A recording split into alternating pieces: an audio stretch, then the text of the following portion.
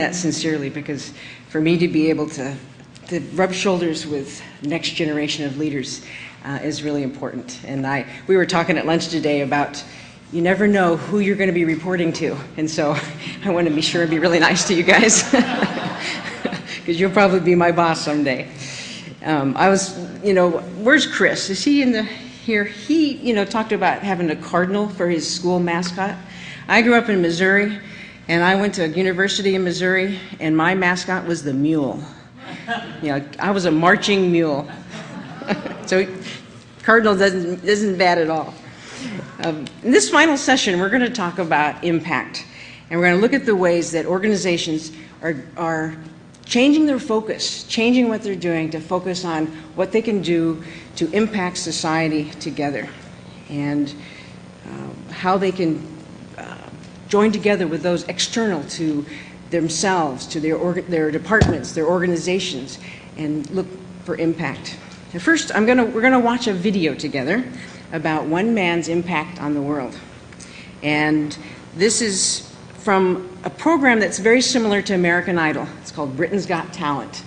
And probably I think every one of you has heard of American Idol, but it's a show that takes talent, people that have no experience or very little experience or exposure in the performance world, and allows them to perform before a national audience. And they, over several weeks of performance, they choose the best one, and then that person usually goes on and makes a lot of money. So let's watch Paul Potts in Britain's Got Talent.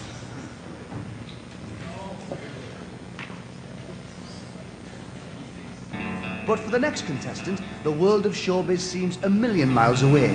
It's Paul, a mobile phone salesman from South Wales. By day, I sell mobile phones.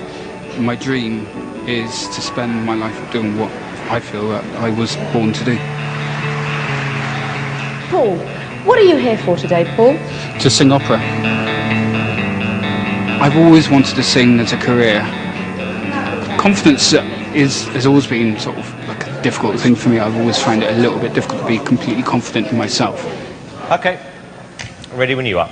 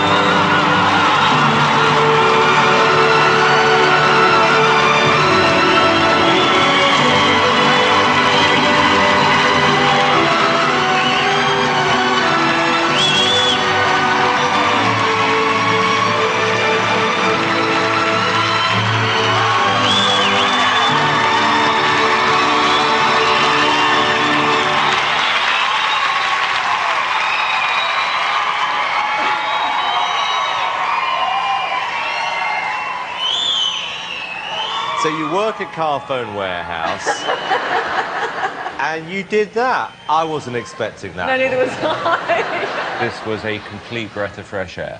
I thought you were absolutely fantastic. You have an incredible voice. I think if you keep singing like that, you are going to be one of the favourites to win this whole competition.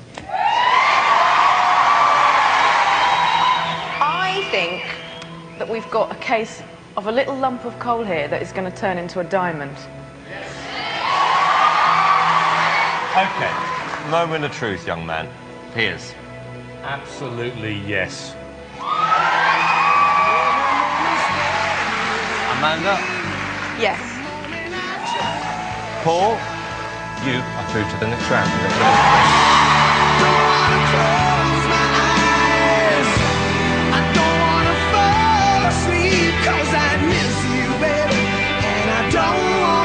Congratulations. Unbelievable! I had goose pimples.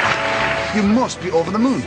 I am a bit shocked at the moment. Oh, yeah. And as Paul heads home happy, the judges think they might have found something special in Cardiff. I like shows where somebody isn't a professional, has a talent.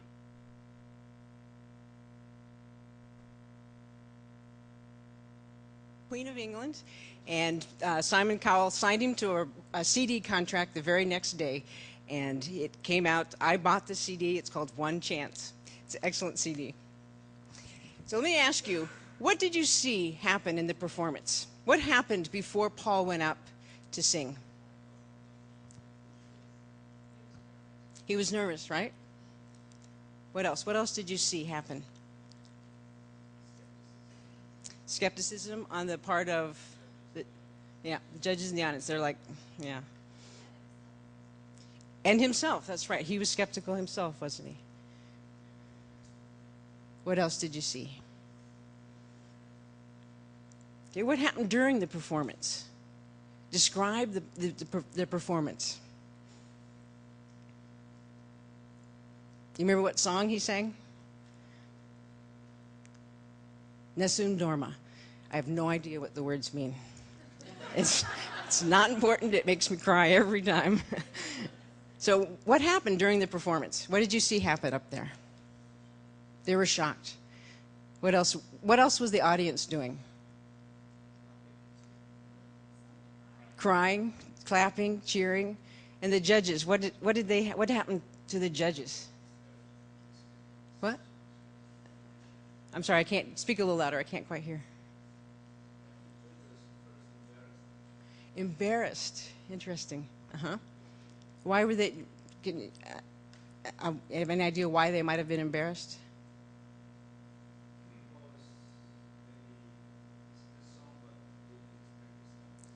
Right.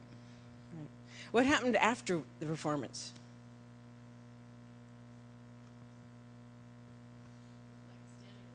Standing ovation, right. The crowd cheered. What did the judges do?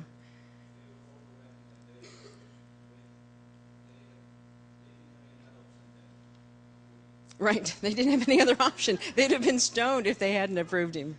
Anything else that you saw happen?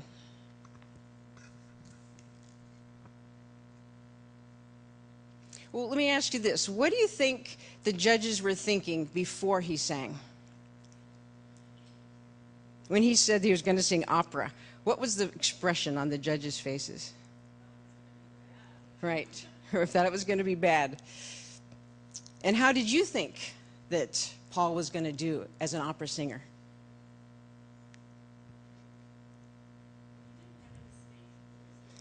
Right. And those teeth. Whoa. What?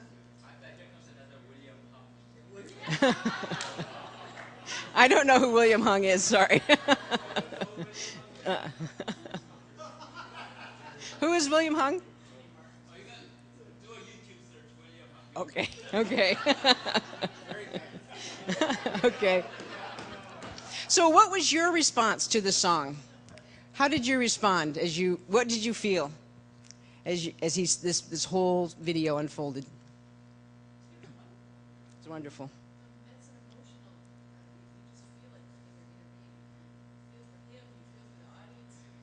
Yeah.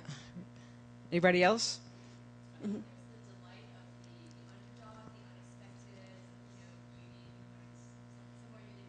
Yeah, yeah. Oh, yeah, redemptive. I hadn't thought of that one. That's good. Anything else? Huh? Mm-hmm. A Cinderella story for a male. Good. So what what caused those reactions by the audience? What went into their reacting that way, that Cinderella, that emotional response? What went into that? His performance. What else? He did an excellent job. I mean, just gorgeous. They've even compared him to Pavarotti, who also sang that song.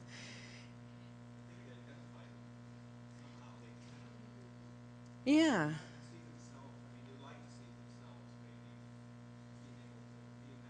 Yeah. Yeah.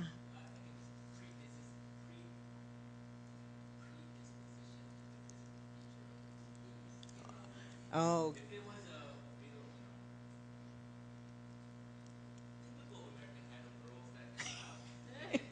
Yeah, yeah. Yeah, yeah. Anything else? Yeah. Okay.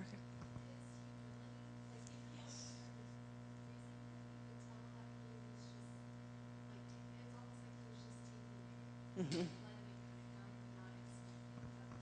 Mm-hmm. Okay, very good. So what attitudes were changed by this performance?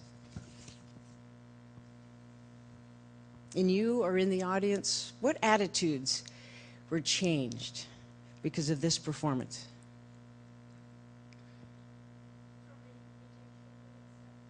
Rejection to acceptance. Uh-huh. Brian?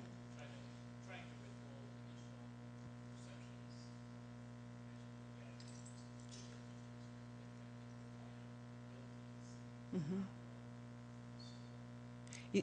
What about the next time somebody similar gets up to sing? Will your attitude be a little different, maybe?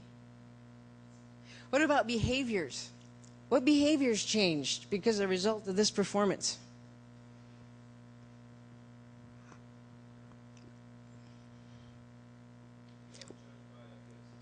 Don't judge. What behavior of mine changed? I told you before it started, right after. What behavior? I bought a CD. That's right. A behavior. He sold millions of CDs. Result of this one performance. Anything else? Behaviors or attitudes that changed?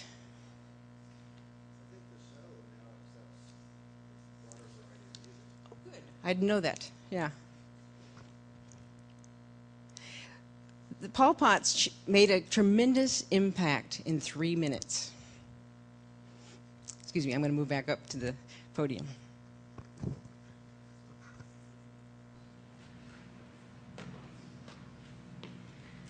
Now, our impacts won't be that dramatic, but that's what we want to do. Is we want, as Christians, our role is to create life in others. And Paul made a dramatic impact. You could say that he created life. He changed behaviors. He changed attitudes. I was thinking of a comment that Bob Creason made in the first morning devotional, is our role is to free people from their small ideas of who God is and how he works. If we can do that, we can have real impact. Shortly after Vision 2025 was launched back in 1999, the executive director asked a small group of people to get together and determine, how does SIL have to change, and Wycliffe, how do we need to change to bring about the goal of Vision 2025? What evolved from that group of people was a concern for the impact SIL was making on the world.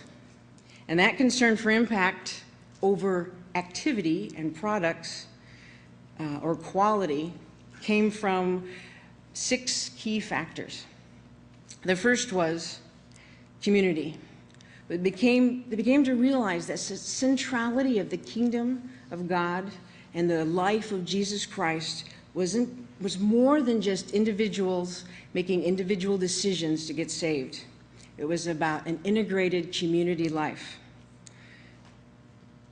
Secondly, we always believed that the natural consequence of having the mother tongue scriptures is that lives would be transformed.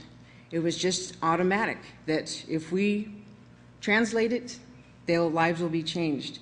We began to realize that in many cases that wasn't happening. That A lot of the or I shouldn't say a lot, some of the translations we were doing were never being used. There's a continuum of the translations being completed, New Testaments, Old Testaments, whole Bibles, communities changed to nothing. They're never distributed, they're sitting in storage bins. So they're not all like that, and they're not all like this, but somewhere along the line, we need to make sure that every translation we do produces the fruit that we hope it will, that lives will be transformed. This group decided they needed to do something about that, anything that wasn't bearing fruit, that wasn't bringing about transformed lives.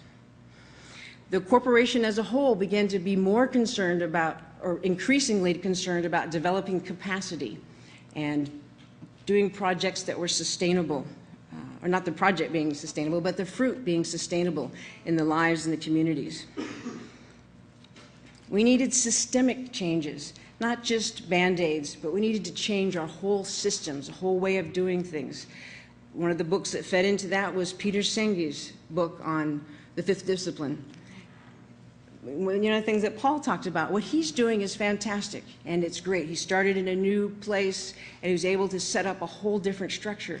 But systemically, we need to support that by recruiting people that are thinking that way, to change our paradigms throughout the whole corporation, not just leave Bangladesh Advance out there to struggle along, doing a new thing without making systemic changes to support it. You can give me my $5 later, Paul.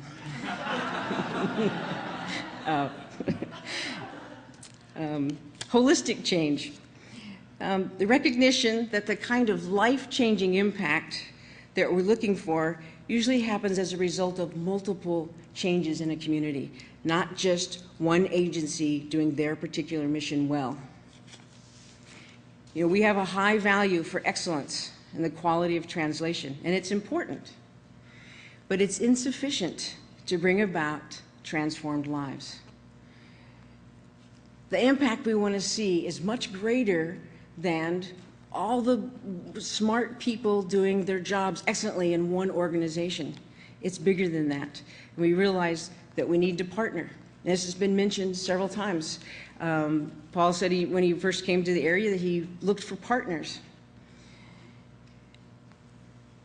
But we wanted to see that partnerships, or we came to realize that we had to look at something bigger than ourselves, an impact that all the partners wanted to see happen and would believe in.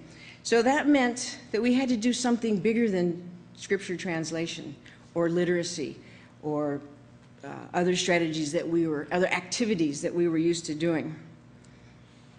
So that meant that we had to engage with partners on their terms. And that's very difficult to do because each partner brings different values. You know, what Doug Johnson talked about, working in Pakistan and Sudan, getting those groups of people to focus on an impact, finding common ground to bring unity. And that's what we're trying to do with our partners, find that desired impact, and then work backwards and say, what needs to be in place in order for that impact to be realized? We needed to do that rather than starting with our accustomed activities and programs and products. And that's really hard to do. In my role in strategic planning, it's really hard to get us to think differently. We can design an impact, and it sounds great, it's very sweet, we're going to have transformed lives because they have the mother tongue scriptures, blah, blah, blah, to quote Chris. But when we get down to thinking about how we're going to do things differently, we gravitate to our traditional activities, to doing primers and linguistic research and all those things that are more comfortable for us.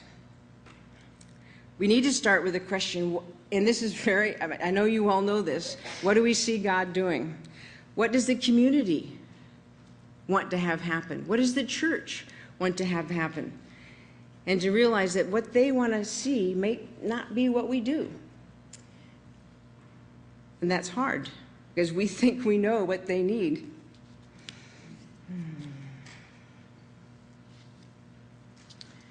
Became increasingly clear that we needed not just to get projects started, but to create lasting fruit, that the fruit that we produce would be sustainable, and it would be used, and it would have an eternal impact or a long-term impact. So who do we need to work with? Churches and other missions. And how can we support their priorities? Now, I've been reading a book called The Influencer, The Power to Change Anything. John and Samantha Custer recommended this book to me. And kind of like you guys, anything John and Samantha recommend, I'm going to try to find and read. The book talks about trying to create changes in behavior by helping people alter their mental maps of cause and effect. And that's kind of what you think about. That's what Jesus did, is he teaches us to change our understanding of who we are by teaching us about who God is and his place in our lives. That's our worth. And then our authority as believers and our access to the Father through the Son. The two maps they talk about changing is, will it be worth it, and can I do it? Changing one or both of these maps, and people will change their behaviors. So we started talking about impact, and that led to talking about movements. People working together where no one's in control. Things are going on, projects are starting, strategic plans are being made, but no one organization, no one person, no one entity is in control. That challenges our structures. Our entity structures, or an entity is focused on one country, they like to think that they're in control of Bible translation in that country, or at least the SIL work in Bible translation. And we're realizing that we can't operate that way anymore. Those barriers, those walls need to come down as we engage with more partners from different backgrounds, different values. We can't control things anymore. Other changes in our corporation are policy governance. The boards are looking at focusing on the ends of the corporation, and which is like impact, focusing on the long-term goals and restructuring themselves to pay attention to that. Along came results-based management, a model, a log frame analysis, another way of looking at results, determining what results we want to create, and then working our way back. That's our model that we're using now for strategic planning.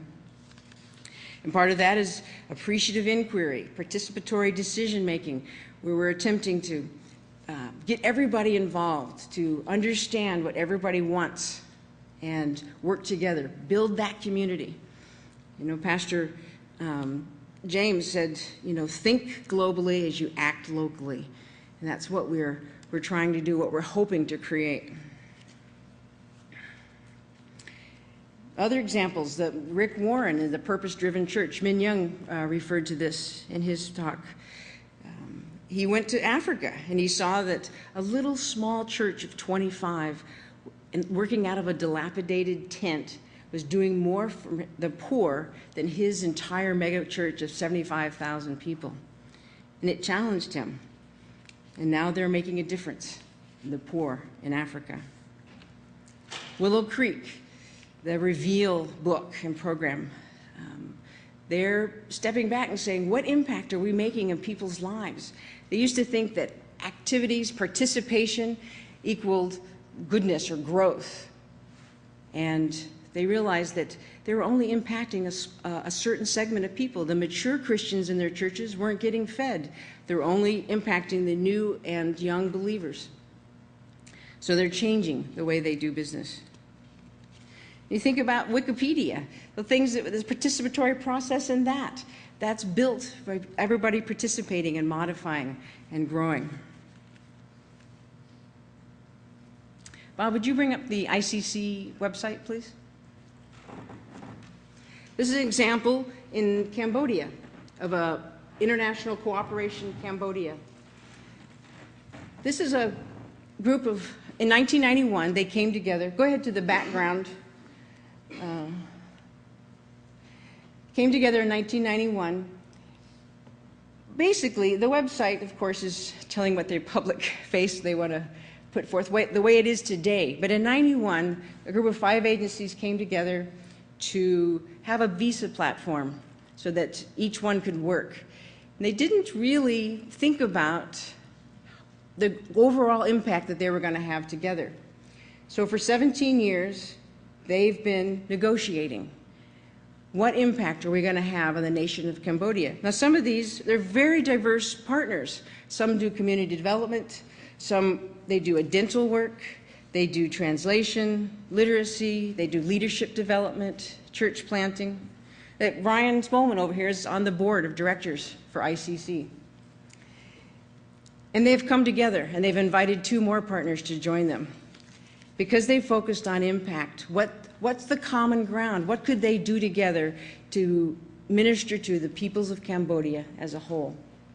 But it wasn't easy, and it took them a long time to get there, to lay down their values, to come together, decide how they were going to work together. In Bangalore, India, right now, there's a workshop going on, language program management, and I got a prayer request or a prayer update from them. And during one of their devotionals, one of the Indian facilitators talked about a pandan tree, and that planning for results is a very organic process. It results in fruit, but for sustainable development to happen as a result of ours and others' efforts, there has to be a form of dying. The fruit must fall to germinate. And when it does, it releases power. That kind of dying for partnerships to be effective has to happen. The partners must learn to release power if there's to be lasting impact throughout the community.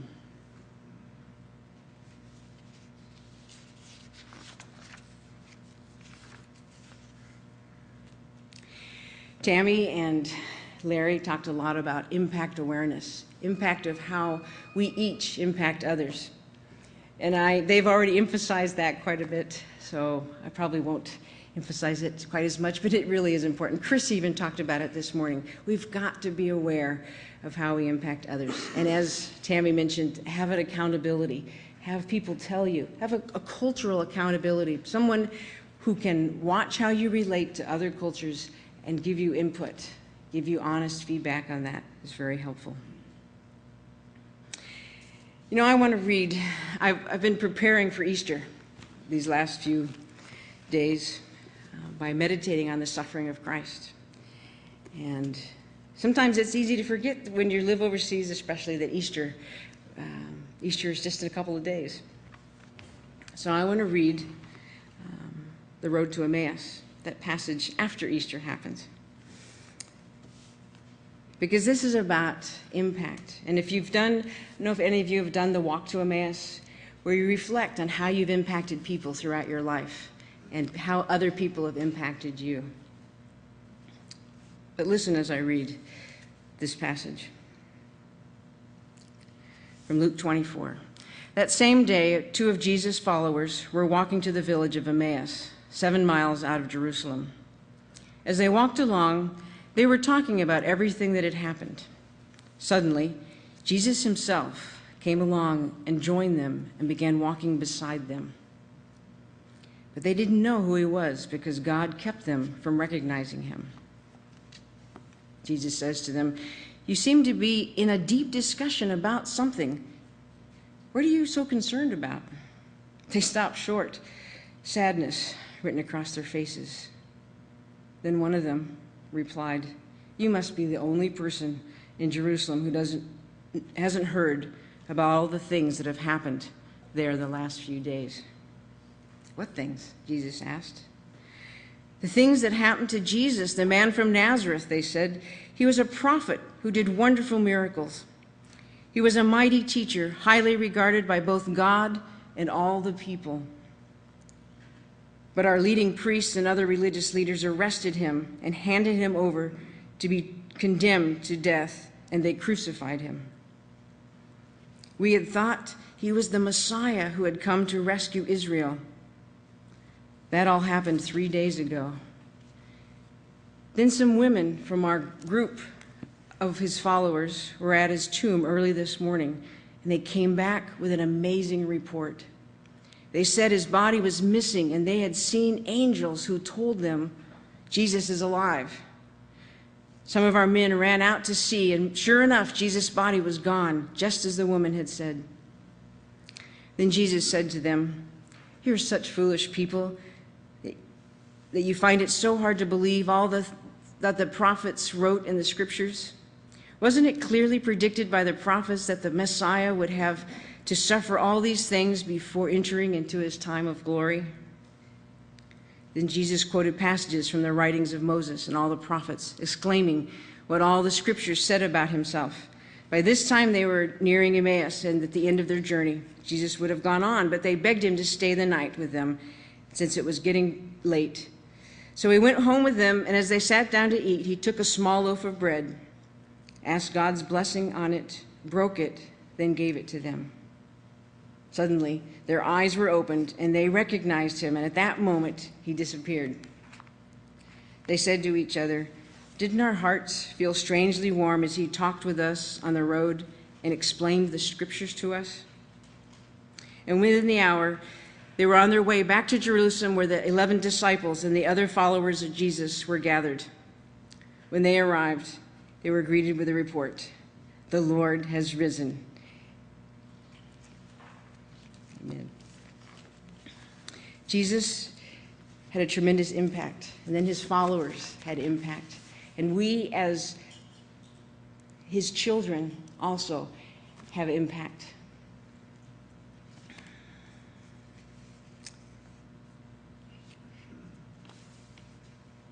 I'm going to give you a challenge. I have a really old map, 1948 map of Texas. This is a map that my parents used to get around Texas. And I have here a 1978 map of Texas. This is a map I used to get around Texas when I was young, when I was your age. These are old maps. Now, to get around, I use this, my GPS. I go to MapQuest, and they figure it out for me.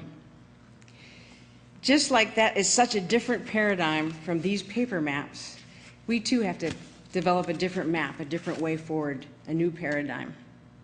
So I'm going to ask you now to get into your groups, your affinity groups that I'm sure you all went out and determined who you're going to work with on your break. And I want you to do two things, answer two questions. I want you to answer the question, who are we going to impact? And how are we going to impact them in the next 6 months? I want you to just design a simple impact statement. And if you don't want to do the wordsmithing and come up with some beautiful statement, just list the elements of how you're going to impact others.